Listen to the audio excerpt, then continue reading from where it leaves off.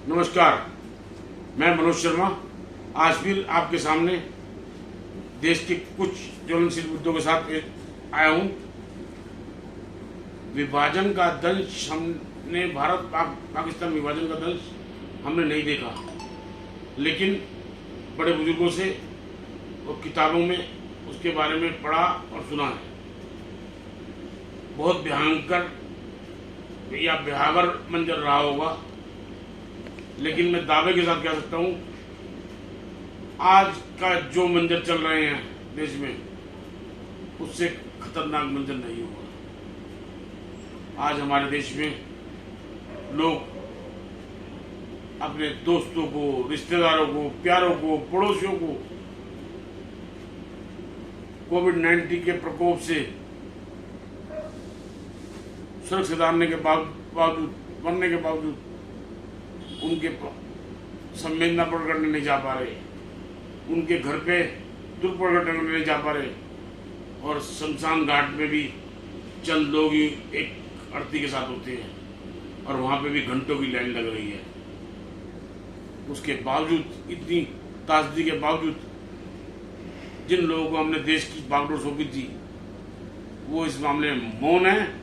मौन तो है ही, लेकिन उनके बयान उससे भी ज्यादा खतरनाक है। हमारे ताजा उदाहरण हमारे प्रधानमंत्री जी, जो बेटी बचाओ बेटी पढ़ाओ का नारा दिया और कोरोना को भूल के इलेक्शन में पश्चिम बंगाल पहुंच गए और वहां पर अपना पूरा मंत्रिमंडल लगा रखा है।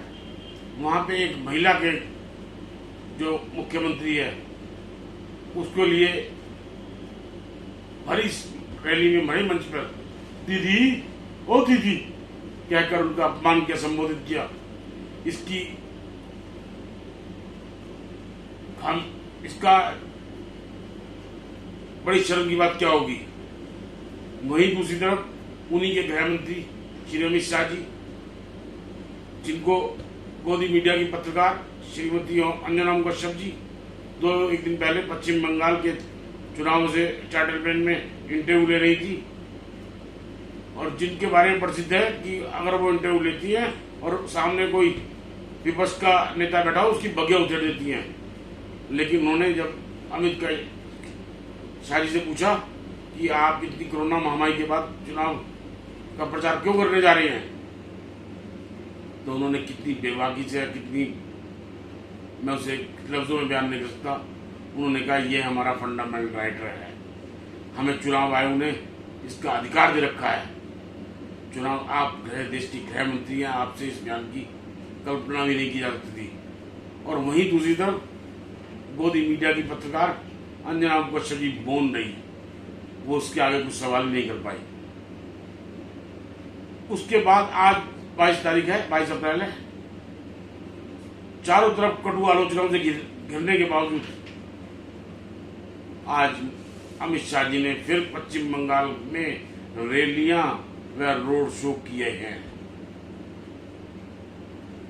देश की जनता उनसे पूछना चाहती है, आपके लिए चुनाव पहले है, कोरोना पहले है, प्राथमिकता आपकी क्या है।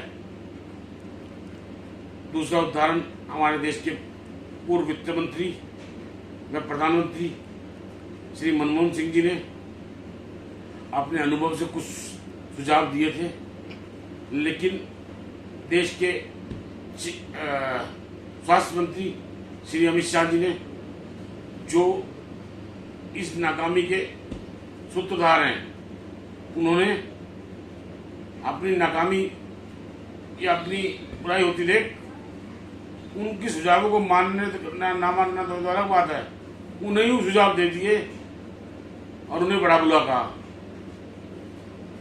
ऐसे ही अनुसरण बीजेपी के प्रवक्ता, मेरा मानना तो ये है कि इन्हें प्रवक्ता जब बनाया जाता है और उनकी ट्रेनिंग होती है तो इन्हें एक लफ्ज खास तौर पे सिखाया जाता है कि तुम्हारे से को जिस चीज का जवाब ना देना है उसे राहुल गांधी, कांग्रेस और सोनिया गांधी कर दो। लेकिन मैं कहना चाहता हूं 7 साल से लोग इन चीजों को सुन के त्रस्त हो गए हैं। 7 साल से आपकी सरकार है, अब तो राहुल गांधी सोनिया गांधी करना छोड़ो, अब तो आप कुछ करके दिखाओ। आपने ताली पिटवाई, आपने नोटबंदी करी, आपने घंटी बजवा ली, आपका लोगों ने समर्थन दिया, सरकार जनता ने आपका भरपूर समर्थन दिया। लेकिन 4-5 महीनों में या 1 साल में जो आपने किया, कोरोना के बाद लोग 1 साल से राहुल गांधी, जिनको कथित तौर पे आपने पप्पू का दर्जा दे रखा है, वो 1 साल से आपको आगाह कर रहे थे कि कोरोना के मद्देनजर कुछ करो। आपने हंस के उनकी बातों को टाल दिया। आज उसका परिणाम सामने है। 1 साल में अगर आपने अस्पताल, आपने ऑक्सीजन के प्लांट, वेंटिलेटर, इनके ऊपर काम किया होता, कोरोना वैक्सीन को घर घर लगवाया होता, तो आज ये दंश नहीं देख रहा होता। आज की भयानक परिस्थिति पूरे देश के सामने है। मैं तो आज एक बात कहना चाहूंगा अपने माननीय प्रधानमंत्री से, आप पश्चिम बंगाल जीत जाओगे, आप चारों राज्य जीत जाओगे, लेकिन देश हार जाओगे। जिस देश ने आपको इतना प्यार दिया, आपका इतना सम्मान करा, उस देश को आप कोरोना जैसी महामारी में छोड़ के आप पश्चिम 5 राज्यों चुनाव में भाग गए। अंत में मैं इतना कहना चाहूंगा, शाहरुख खान जी की फिल्म का डायलॉग, हार के जीतने वाले को बाजीगर कहते हैं। और प्रधानमंत्री जी, मैं आपसे पूछना चाहता हूँ विनम्र, जीत के हारने वाले को क्या कहते हैं? इसका उत्तर आप सब मुझे दें। धन्यवाद।